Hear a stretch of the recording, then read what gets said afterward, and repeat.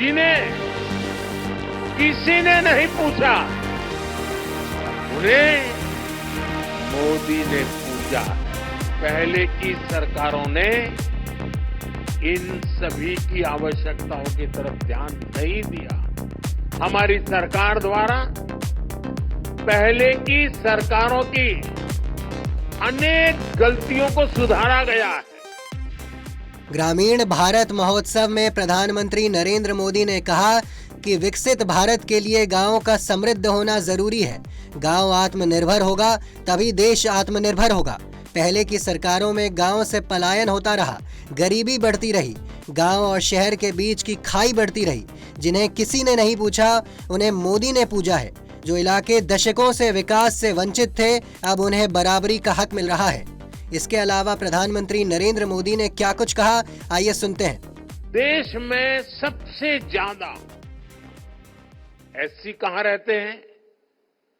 गांव में। एसटी कहां रहते हैं? गांव में। ओबीसी कहां रहते हैं? गांव में।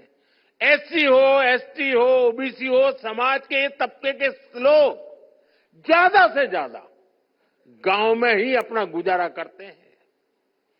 पहले की सरकारों ने इन सभी की आवश्यकताओं की तरफ ध्यान नहीं दिया। गांव से पलायन होता रहा, गरीबी बढ़ती रही, गांव शहर की खाई भी बढ़ती रही। मैं आपको एक और उदाहरण देता हूं। आप जानते हैं, पहले हमारे सीमावर्ती गांवों को लेकर क्या सोच होती थी? उन्हें देश का आखिरी गांव कहा जाता था। हमने उन्हें आखिरी गांव कहना बंद करवा दिया।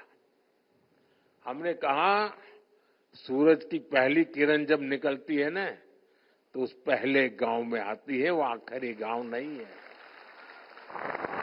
और जब सूरज डूबता है, तो डूबते सूरज की आखिरी किरण भी उस गांव को आती है जो हमारा उस दिशा का पहला गांव होता है। और इसलिए हमारे लिए गांव आखिरी नहीं है, हमारे लिए प्रथम गांव है। हमने उसको प्रथम गांव का दर्जा दिया।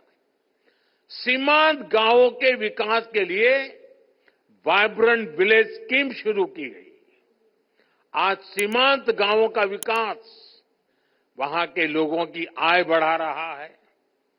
यानी जिन्हें किसी ने नहीं पूछा, उन्हें मोदी ने पूजा है।